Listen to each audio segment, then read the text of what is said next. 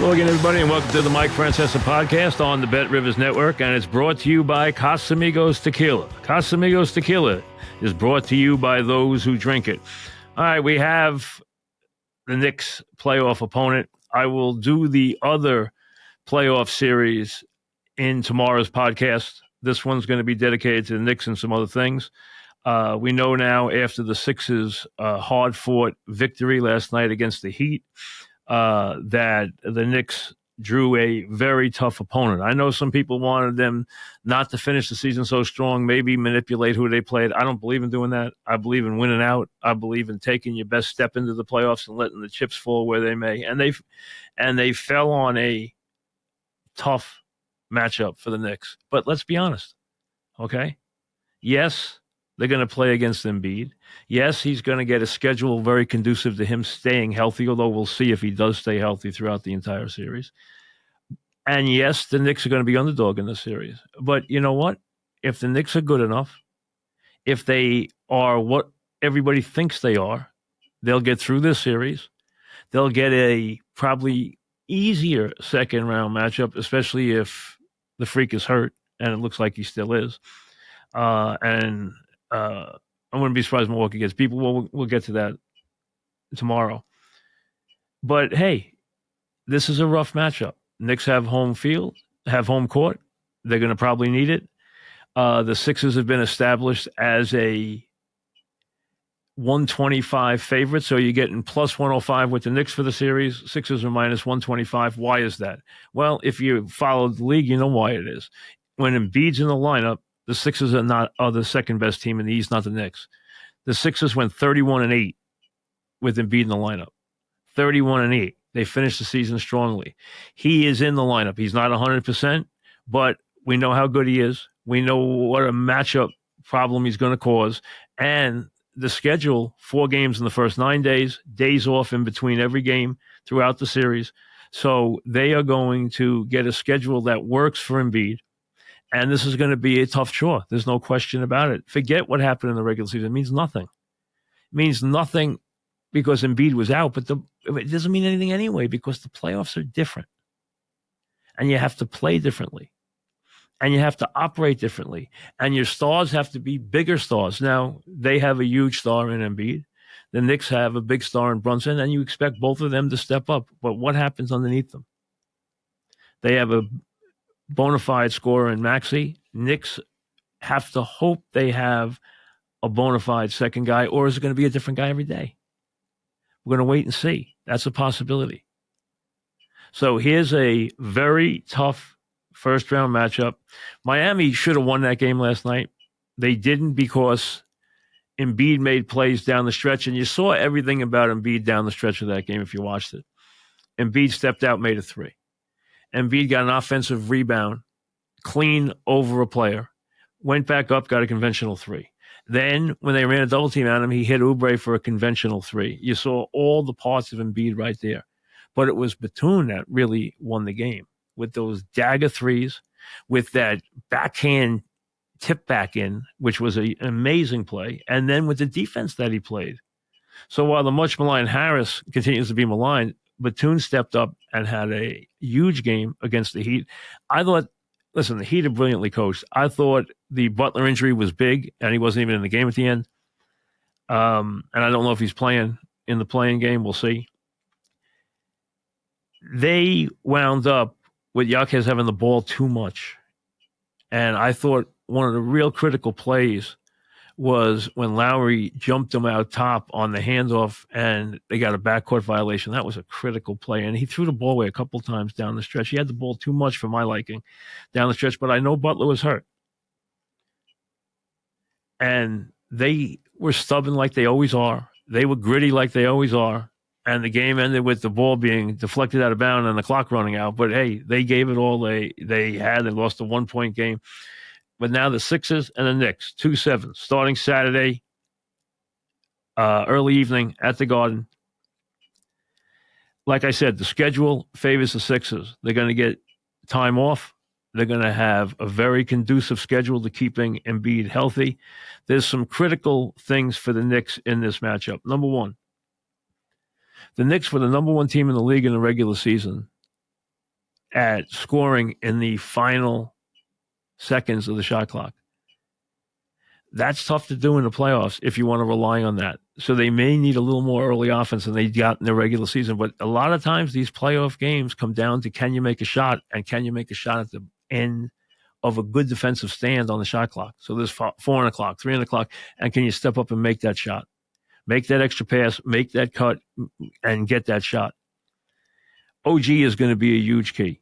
His defensive versatility, what he can give them on the other end of the floor. When he plays, the Knicks play really well. He's got to stay healthy, number one, and he's got to give them major minutes, and he's going to be a real critical key. The other key is going to be Hart in the series. He's going to have to play a lot of minutes. He and Jontay are going to have to log a lot of minutes, and Hart is going to have to get energy baskets. Normally in the playoffs, the games slow down. These aren't two teams that play at a lightning pace to begin with. But I think the Knicks have to take early offense when they can get it. When they can get an opportunity break, take it. When they can get the numbers, when they can get an advantage, they get a turnover. If they get a long rebound, go with it. Go with it. Don't and run them a little more than to their liking. That'll be positive against Embiid. And another thing is going to be how they do when Embiid's off the floor. They have to win the minutes when Embiid's off the floor. That's going to be critical in this series. He's not going to log that many minutes. Obviously, the Knicks have got to keep their bigs out of foul trouble. How they do when he's off the floor is going to be critical. Now, they don't have a frontline stopper to stop Brunson. They're going to run a lot of different people at him. We know that. We know they got veterans like Lowry. We know they can mix and match and play a bunch of different guys. They'll do that. He'll probably see 4 different guys, and we'll see which one does a better job. They did a pretty good job on him anyway this year. Again, that doesn't mean anything to me. I don't look at those regular season games. I don't even glance at them. The playoffs are a different deal. It's played at a different pace. It's played with a different intensity. And a lot of people feel that the Knicks are at a disadvantage in the playoffs because Tibbs teams play hard in the regular season when a lot of teams don't. And they gain that edge. And now everybody plays at that pace and they don't have another year. I don't think that has to be true.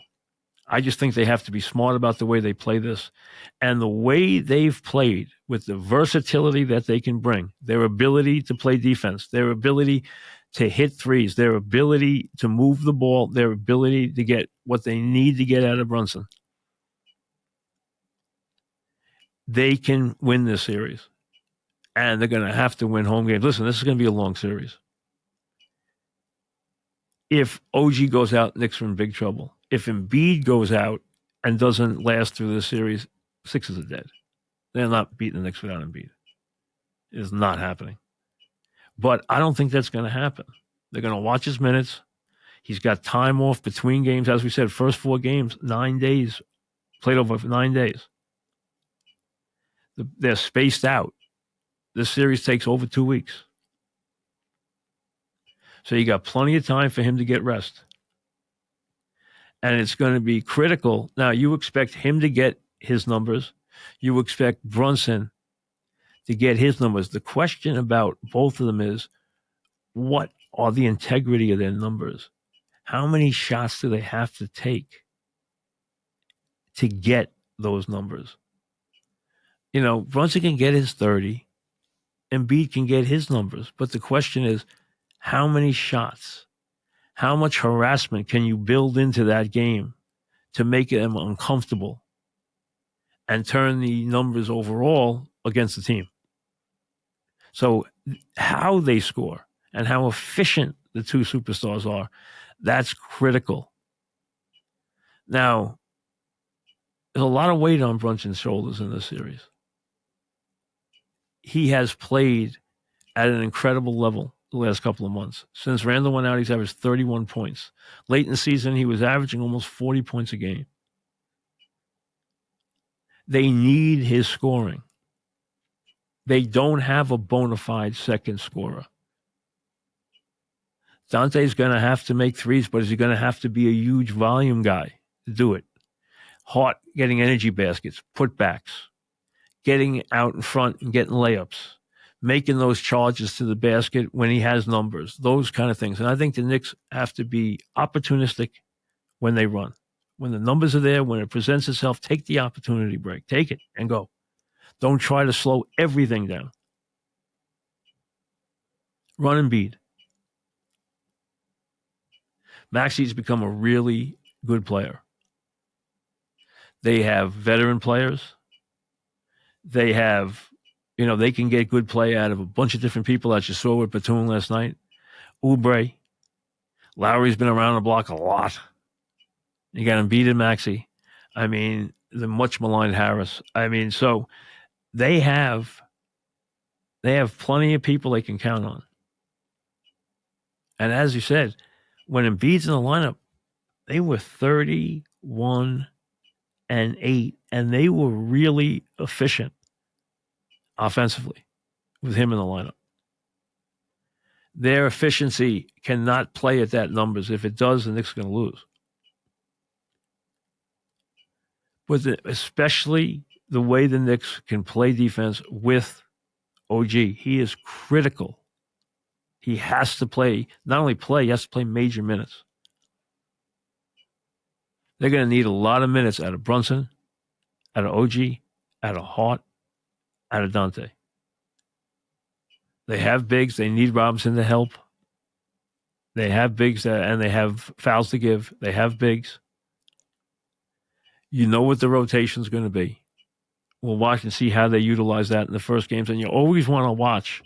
The first game is always a test case, and then you look to see what major adjustments are made in game two. Game two is always critical in any playoff series because the team that does a better job making the adjustments, and they both are going to make major adjustments after game one. They have a game plan going in, but they're going to adjust it severely after game one. Then the adjustments are very minute after that. It comes down to execution. But the changes going in the game plan and then the adjustments after game one are enormous. Hey, you wanted there's great anticipation for the series. The Knicks haven't ignited this city like this in a very long time. Everybody's pumped up. The tickets are hotter than hot. They're expensive as heck. You can't get the tickets. I mean, so they are right now a hot story, a hot ticket. This is a big deal right now. It's been a lot of years since they came in with this kind into the playoffs with this kind of anticipation. Just having games back in that building in April and May, as we're going to have with the Knicks and the Rangers, is nice to see because it's been a long time since that's been consistent. I remember and doing the program all those years, we took for granted during those years, the Ewing years, especially the Riley years, where they were going to go deep into the postseason every year. They were going to play in the second round and the third round and sometimes deeper in the playoffs. That was a given. You knew you were going to be spending May in the Garden. And it looks like the Garden will be alive with playoff intensity in May. And that is always a very, very good sign. This is not an easy series. Don't think it is. And hey, it obviously isn't. The Sixers are favored. And, they have a great player. There's no question about that. This is a tough matchup. And like I said, don't even think about what happened in the regular season. It means nothing. Absolutely nothing. Doesn't matter what they did against Brunson. Doesn't matter what happened in the games. Doesn't matter in the game Embiid played. Doesn't matter in the games he didn't play. Makes no difference. Throw all that out as you get to this series. Playoffs are completely different. This is going to be a physical series. Who wins the boards is going to be absolutely critical. The Knicks have got to be able to hold their own on the boards in this series. They have to. They have to still be able to get baskets on the offensive rebounds. They have to. They need energy baskets from players, and they need to be able to knock down threes. Scoring in the playoffs, especially on the road, is very difficult. It's hard to do. And I told you, UV Brown always professed this from the years going back to when I used to do the NBA playoffs with CBS, going way back into the 80s. And UV would always preach, hey, you have to be able to count on your 1 and your 2 everywhere in the playoffs, home, away, on the moon. You got to get your points and your production at the level you expect out of your 1 and your 2. Knicks don't have a bona fide 2 now. They have a 2 by committee. If you want Jontay to be that guy, how many shots does he have to take to be that guy? Now, one thing about Jontay is he's got great energy and he's fearless. That's what you love about all 3 of the Villanova guys. They're fearless. They're winners. They've been winners their whole life, and they're fearless. They bring energy, they bring cohesiveness, and they are fearless. You're going to get your best out of Brunson. You're going to get everything he's got out of Hart, and you're going to get it out of that group, especially when OG's there, because his versatility, especially on the defensive end, makes them a different team. Hart took them to one level with what he brings. OG took them to another level with what he brings.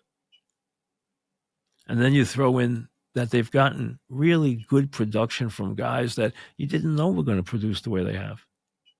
But that's got to be there now when the lights are brightest. And on the road, 3 through 7 or 3 through 8,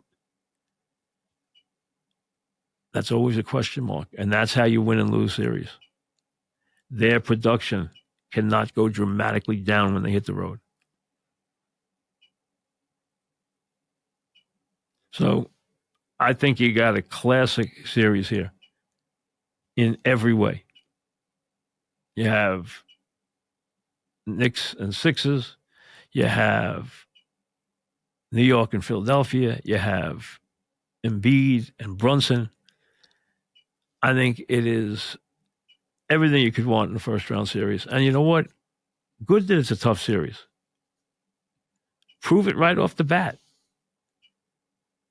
All right? There's nothing wrong with this. You're not looking for easy passes here. You're looking to go out and prove that you can be the team you think you are. I think it's going to be a very tough series. I think it's going to be a long series. Again, if something happens to Embiid, big issues for Philly. Something happens to OG and he's not as healthy as he needs to be, or Robinson, big problems for the Knicks. Not as big, though. If Embiid's out, they lose. But I don't think he will be on the schedule. I think the schedule is conducive to him staying in, and they'll watch his minutes. I think the key is the 7th game. I think it goes 7, and the 7th game's in the Garden. I think the Knicks win in 7. They're underdog. You're getting plus 105 for them in the series. I think the Knicks win, but I think it takes them 7 games to do it. And 7th game, hey, when it comes to 7th games, I want them in my building. That's all there is to it. I've always believed that. I'll believe it every day that I ever watch an NBA game. I want that 7th game in my building. That's it. A couple other things. And again, we'll preview the rest of the NBA series tomorrow on tomorrow's podcast. Now, as I said, Knicks open plus 105 for the series. So numbers are conducive. If you like the Knicks, you're getting them on the plus side. Sixers minus 125, Knicks in 7. Now, Mets got a day off today as they travel to the West Coast to take on the Dodgers. They play the Dodgers and the Giants. You know, I've talked about those 6 games and what that would mean. When they were 0-5, you were looking at those games and saying they could put them in a hole. But you know what? The Mets have turned it around. Kudos. It all turned around, as I've mentioned to you before, on the back end of that Detroit doubleheader on that cold Thursday when in the 9th, they get no hit in the 8th. Beta gets a little bloop hit. Then in the 9th inning, Alonso hits that home run into the wind in left center field. They win the game 2-1 on a Taylor hit. And since then, they've kept winning. Mets at 10-8. Kudos to them. 10-8. 8 of their last 10 they've won. Why? Well, a couple things jump right out at you. Number one, their pitching has been really good. Hey, it's a no-name staff except for the closer. We know that. There's no stars on the staff. But they're getting real production right now. The Mets are number 1 in the NL and ERA. They're number 1 in fewest hits allowed. They're number 1 in fewest home runs allowed by a good margin. They're keeping teams in the ballpark. And they're pitching well. If this keeps up, the Mets will have a much better season than people thought. Now, will it keep up? It's hard to predict because this is not a lot of named guys here. But they're doing really well right now. As you know, if you told me that the Mets were going to, I have the Knicks on the brain, but the Mets were going to lead the NL in pitching, that's a heck of a deal. First in ERA, first in home runs allowed, first in hits allowed. That's why they're winning. That, and they're getting clutch hits. They've gotten, obviously, no production from Lindor. They've gotten what you expect from Alonso. That's why Alonso has to be re-signed. But they've gotten really good performances and clutch performances from Bader, from Taylor, from Beatty. They've gotten really big hits from these guys. They've had some very big hits from guys in the bottom of the lineup. They've gotten production off the bench. And they've found a way to win these games. So right now, they go into LA at 10-8 and having played really well lately. They're winning tight games. They're getting good production out of their bullpen. They obviously have an elite closer. And right now, instead of it being a dire situation, they go into LA playing good baseball. So everybody needs to give the Mets applause for what they've done here, winning 8 of 10, their manager, their team, and everything else. So kudos to them for what they've done so far. Number 2, the Yankees. Yankees were sitting there on their way to 0-4 yesterday, looking at a 4th straight loss. And all of a sudden, things changed. Soto hit that home run off the lefty, gets them within 2 runs. Stanton hits that bomb. Now they're a run behind. Verdugo, who has started to hit, missed a double, gets himself another double. I thought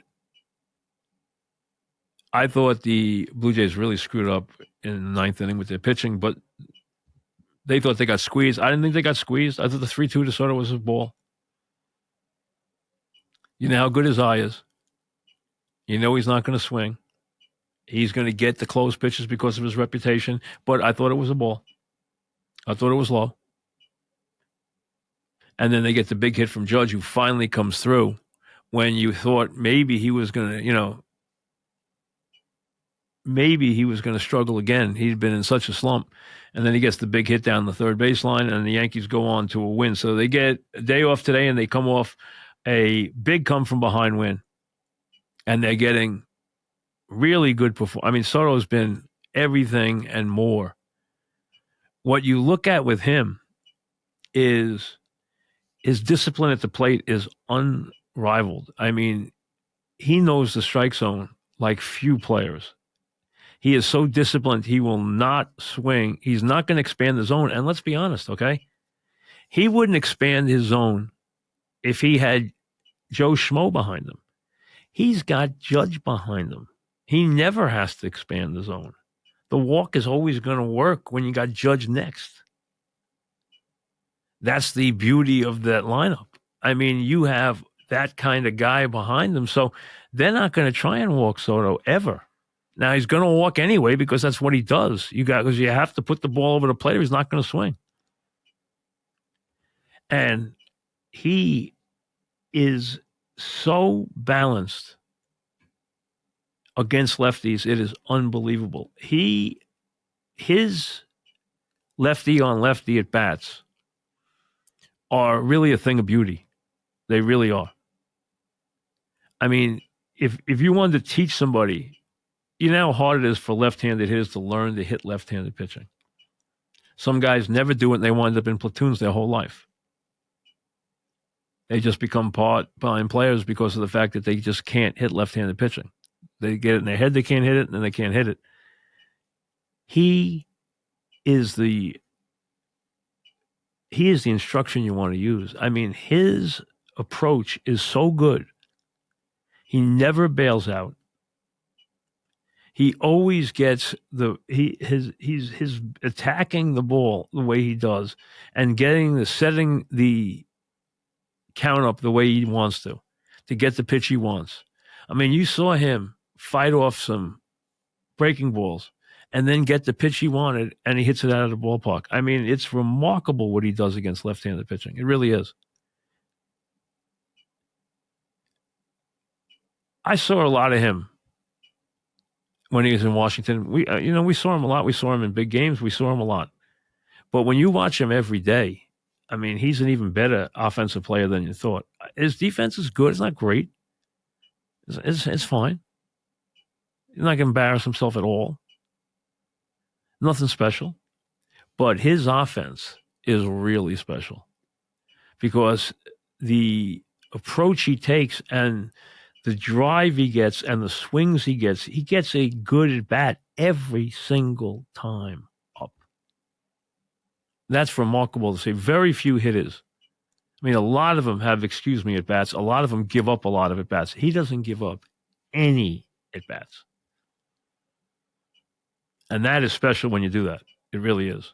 So that was a big win for the Yankees. You know, you don't want to lose 4 in a row to start the season despite the fast start. You know, Volpe went into a slump. Judge was in a slump. You know, they got guys not hitting. You know, when you look at it, you know, a lot of guys haven't really started hitting yet. I really wouldn't worry about it.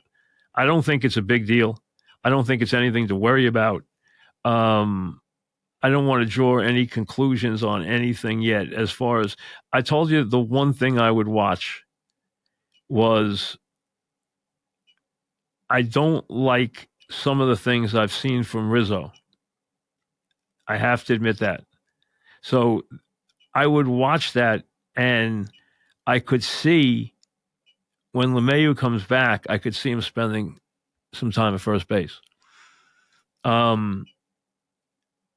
Rizzo's going to do enough to keep his batting average respectable, but he's not driving the baseball, and his defense does not look great. You knew Volpe is going to cool off. He had a rough series. Nothing to worry about. And leave him don't jerk him around. Leave him you put him in the first spot, leave him there. It's not going to be, it's not going to be he's going to hit 330 this year. He's not going to have a 400 on-base percentage this year, but leave him there. He's the best guy for the job as long as he's going to take the approach he's taken this year, which is more reasonable. He's going to have games where he struck out like the other night. He's still going to have strikeouts. He had 170 last year. If he can cut that down to 120 or so this year, it'd be great. Take the ball the other way. Be a little more patient at the plate. Right now, their first 3 hitters, Volpe, Soto, and Judge, are 3 of the top 4 players in Major League Baseball at taking pitches. They see more pitches than anybody else in the sport. They have 3 of the top 4 at the top of their lineup. That puts a lot of pressure on the pitching staff. And remember, these guys are not, think of it this way now. This is how you look at it. The other team, and basically everybody, unless it's an elite starter, they don't want the pitcher to face the lineup the third time. Forget the inning. Think of that. Because that's the mental approach they're taking. They don't want him to face the lineup the third time. So the quicker you get the guy out of the game, you're in the bullpen. Now, a lot of guys don't want to rush to the bullpen now these days because there's so many hard throws in the bullpen, depending on the bullpen you face. But when you get a mediocre bullpen, then it's a feast. Soto's gotten off to a great start. Judge hasn't. Am I worried about Judge? Not in the least. Not in the least. He's got 11 RBIs. He's got 3 homers. I mean, if he had no homers and no RBIs, I'd be a little worried. The fact that he's hitting 180, I don't care. He'll be fine. He's got a 700 OPS. He'll be right back where he's supposed to be, 950 plus before you know it. Would I worry about Rizzo? Yes. Would I start to give Rizzo some rest? Yes. I think you have to give him some days off. Let LeMahieu play first base. Cabrera's given you enough that he deserves to play, a lot more than anybody thought he was going to deserve to play. He's done a good job. So you can play Cabrera there, and you can play LeMahieu at first. I think you're going to see a lot more of that. Stanton's the same thing you always deal with. You know that? He's going to have bad stretches. He's going to have hot stretches. He's going to hit the ball to the moon sometimes. And he can break a game. He's dangerous every time he comes to the plate, unless you got a lightning thrower out there. If you got a hard thrower now, they can get Stanton out. You got a really elite guy who can get in his kitchen, he can get him out. Other than that, you know, he's going to hit the ball hard. When he hits the ball hard, he hits it out of the park. Torres is the guy who's off to a really bad start. Would I worry about that? Absolutely not. Listen, Torres has been the forgotten guy in here. He will get to his numbers. I understand he's off to a really bad start, and he really is. He's the guy you'd be thinking about right now, okay? He had a bad day yesterday. He's hitting 208. He's got a 554 OPS. He hasn't had any power. He hasn't done anything yet. I would not worry about him. I really wouldn't. Verdugo has started to hit. Verdugo, I told you at the start of the year, was going to give you 50 extra base hits. He's going to hit home runs at Yankee Stadium. He hits a lot of doubles. Plays with a spirit. Plays good left field. He's fine. Cabrera's giving you a plus. They've gotten nothing out of the catching. Trevino had a big hit yesterday. They obviously have gotten nothing out of Wells. Hey, your catches are defense first. You can carry a light-hitting catcher. Don't worry about your offense from your catcher. It's not the biggest importance. You need them to handle the pitching staff and handle the game, and whatever they hit, fine. You can hit for them late in the game. You got, and use the other guy. Don't worry about that. So I would not make a big deal about Torres yet at all. The guy in the lineup, I would leave Stanton alone. Give him his days off. Leave him alone. The guy in the lineup I'd be worried about, and I would pay attention to, is Rizzo. And with LeMahieu coming back, perfect time, give him some days off and let LeMahieu play some first base. And I would not put LeMahieu back in the lead. I would not put LeMahieu in the leadoff spot. Leave Volpe there. Leave him there. I don't care if his numbers were better when he was at the bottom than at the top. Leave him alone. Let him get used to the job. It's going to be, he is the guy you wanted to bat leadoff if you had everything the way you wanted anyway. Leave him alone. Let him play there. He'll be fine. And the play he made to end the game yesterday was a tremendous play. I did not think he was going to make that play. That was a tremendous play, and they kept the game. Holmes is, he's gotten a lot of breaks so far. He really has. He scares me. But it was a big win. Now, to a couple of other stories that have cropped up. Number one, you saw that Jontay Porter was banished for life. And he should have been. Okay, what did he do? He made bets. He knows what he can do. He knows what he can't do. By NBA standards, he's a guy that didn't make a lot of money. in his career, he's netted a couple $1 million. He's had a lot of injuries. He's Porter's brother, from Denver. He's the first player since Jack Molinas. You might not know the name Jack Molinas. Jack Molinas was banished from the NBA for gambling for life in 1954. In the early 60s, it was alleged he was corrupting a couple of big-time players. One you may have heard of. If not, I would tell you as a youngster, if you want to learn something about the history of all this, read the book Foul about Connie Hawkins. Connie Hawkins and Roger Brown were local kids, and they were great players. Connie Hawkins was Julius Erving before Julius Erving. Okay, he was one of the legendary players, and he played well when he finally got to the NBA. He was banished from the NBA. He won a big lawsuit against the NBA. He didn't get as much money as he should have got. I think he got $35,000 for life, but that wasn't, what he should have gotten. He played for the Phoenix Suns later on and played really well. He was an all-star, but not to the level that he was when he was in his prime.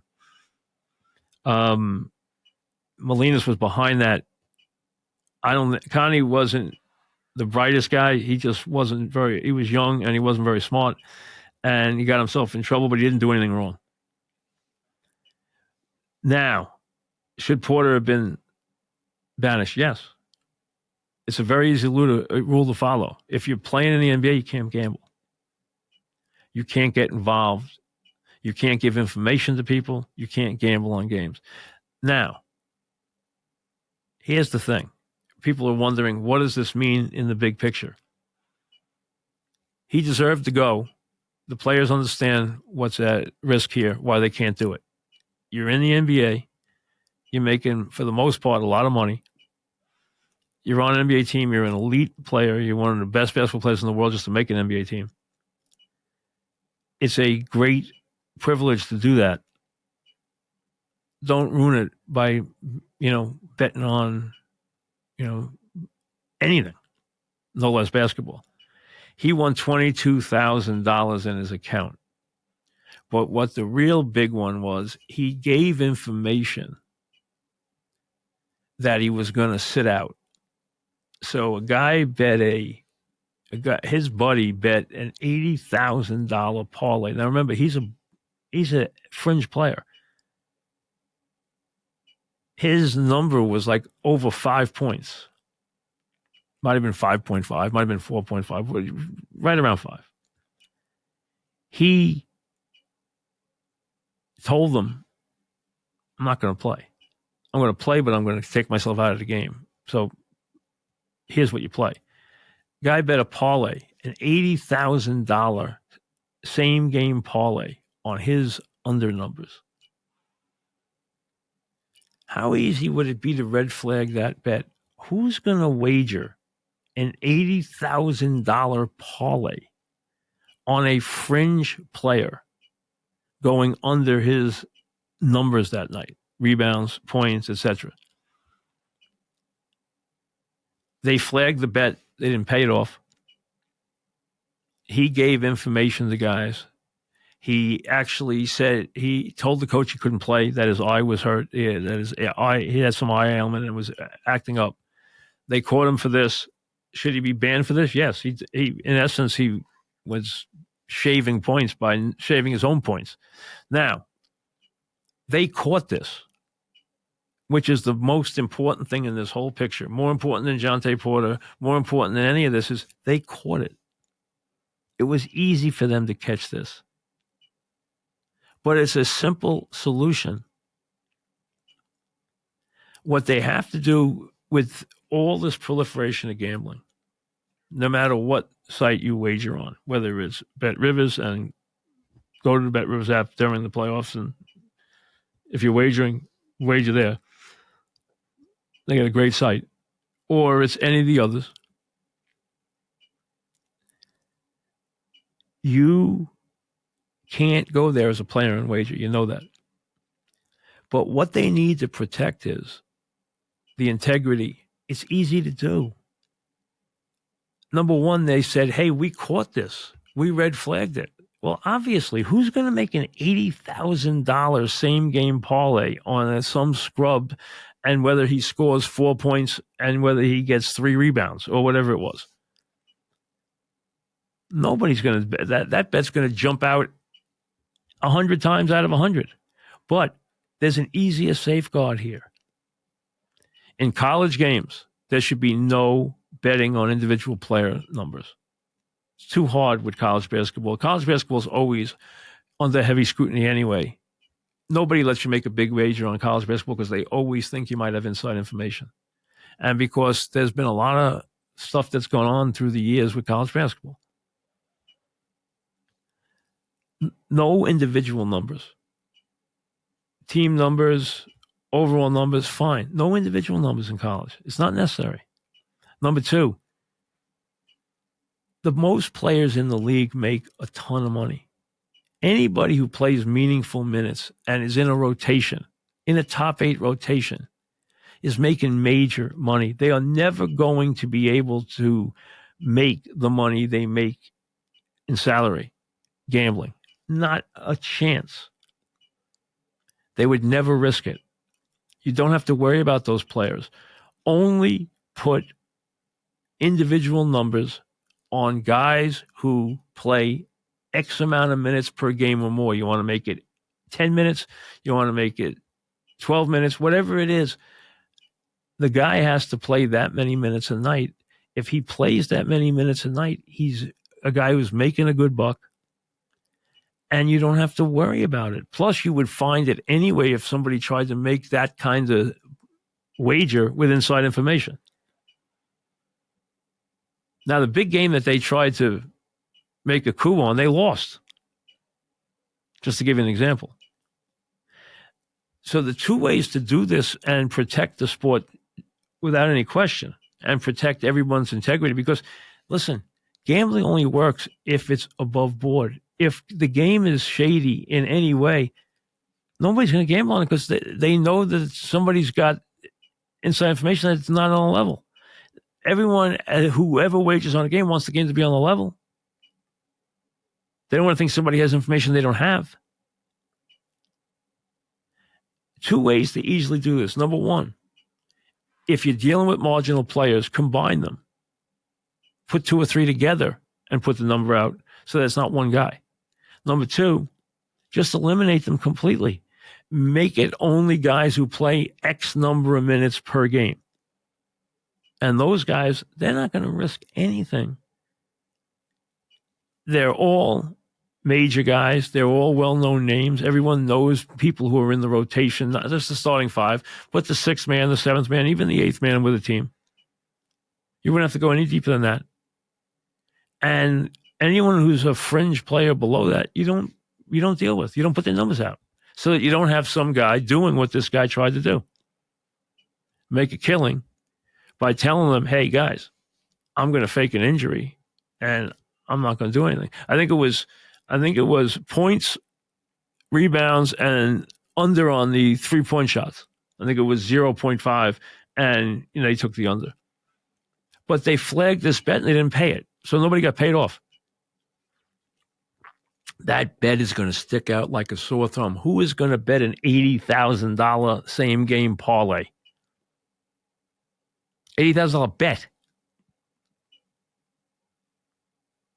Who knows what the odds were? You would have been getting an astronomical payoff. So they made an example of him. They did the right thing. He's gone. They can send out a memorandum to the league and to each player and say, listen, here's what we expect from you. Here's what happens if you are dumb enough to do this.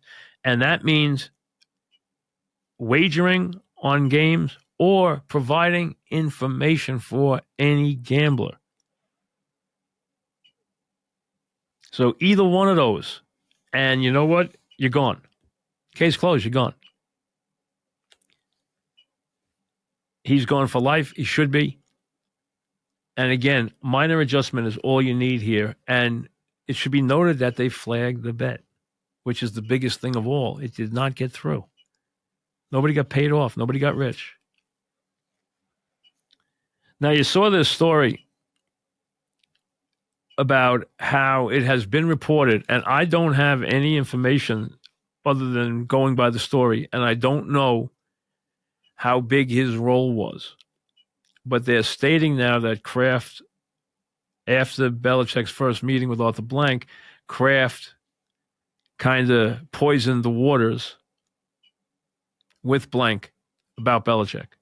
That, in essence, is what they're saying. Said some things that were less than complimentary, made some comments about things in his behavior and everything else. That's the report. Do I think that's possible? Yes. Were they on bad terms when at the end? My understanding was they were. Now, I don't know how big a role that played. I think there's another thing that you have to pay attention to here. Rich McKay has been in that organization since 2003. He's the CEO of the Falcons. He's been there forever. He's Arthur Blank's guy. And he and Belichick have never gotten along. And there's no question McKay did not want Belichick to be the coach of that team. So that was always going to be a major obstacle. And I still think, not knowing anything about the validity or lack of validity about what Kraft did or didn't do, do I doubt the story? I do not. But I can't confirm that I know that happened. I don't know. I think that the McKay thing played a very big role. And with Belichick now, a big thing is going to be if he does get another job, and it looks like he's going to be doing a lot of media stuff. He's going to be visible during the draft. He's negotiating with ESPN. I don't know if he's going to go there in the fall. They seem to want him in a big way. Supposedly he's working on a book. I mean, so he's got a lot of things. No one's worried about where his next meal is going to come from. If he wants to coach again, and every indication is he does, so he can break the record, how much control does he need? I actually believe, and I think this is saying something positive about Belichick, I don't think Belichick has ever demanded total control of these teams. Like, I think if Belichick comes back in the league with Dallas, if they have a bad year next year, or wherever he goes, do I think he's going to need to be completely in control of every part of the organization? I do not. Is he going to want control of his roster? Absolutely. But, he deserves that. He's earned that. Does he want complete control to cut the roster? Absolutely. Does he want no interference with that? Yes. And he's earned that. No one should tell him what players to keep or not keep. Does he have to be the guy who picks every player? No. He might even want input at this stage. Does he have to handle every bit of the organization? I think he's going to want input, but I don't think he has to control it like he did in the past. He doesn't have to be, the guy who does everything, who cooks the food and washes the dishes and cleans up and everything else. He doesn't have to do every job, which is what he did in New England. He was in charge of everything. And they had a great run. Wasn't pretty in the end, but you know what? Everybody's going to go through some bad years. It's whether or not you come out of that. Jacksonville, if you go back, their owner at the time, Wayne Weaver, said, biggest mistake he ever made is when Jacksonville was so close to winning it all. And they went into salary cap hell to try and win it, and they didn't. And then they had to pay the piper. And with that came some poor seasons. And Weaver fired Coughlin and admitted later it was the worst mistake he ever made. And he's right. He went on to win 2 Super Bowls with the Giants and 2 enormous victories over the Patriots. Now, all these guys, Shula had lean years. Very few losing years, but lean years at the end. Didn't win a lot of playoff games. Didn't win playoff games on the road. Landry had some lean years at the end. Okay? Everybody has their moments. Belichick had some lean years at the end. He didn't have a lot of talent. Was he guilty of that? Yes. Should he have done a better job? Yes, in those years in picking players. I don't think he did a bad job coaching his team. I think he did a bad job in picking his offensive players. So I'm sure he wouldn't mind some input in that regard. So I think he'll be easier to get along with than people think. I don't think he has to have total control of the organization. I think he deserves to have control of his roster, though. I think that goes without saying. I mean, otherwise, why would you want him? If you don't want him to be in charge of that football team and be in charge of that whole roster, then why would you want him? You wouldn't take him. And he's not for everybody right now. What he should do is the perfect team for him was the team Harbaugh got. I said it from day one. He needs to go to a team with an established quarterback where he could build a team around the quarterback, and the quarterback was already there. That's what Harbaugh will do. Harbaugh will win big with the Chargers. I don't have any doubt about it. Might take him 2 years, but I think he'll do it. I don't think there's any doubt he'll be playing in big playoff games very soon. I think Belichick was perfect for that job. Didn't happen. I don't think you want him with a rebuilding team and a young quarterback. I don't think you want him with a young quarterback. I don't think you want him with a team that's in a rebuilding phase. First of all, he's not young. He's 73 years old. I think 72 or 73, one or the other. I know he's a couple years older than me, so I think he's 73. He needs a team with a quarterback, and hopefully the wide receivers are established, because those aren't his strengths. The rest of the team is completely his strength. Game management, game planning, all that is his strength. Do I think he'll be back in the league? I do.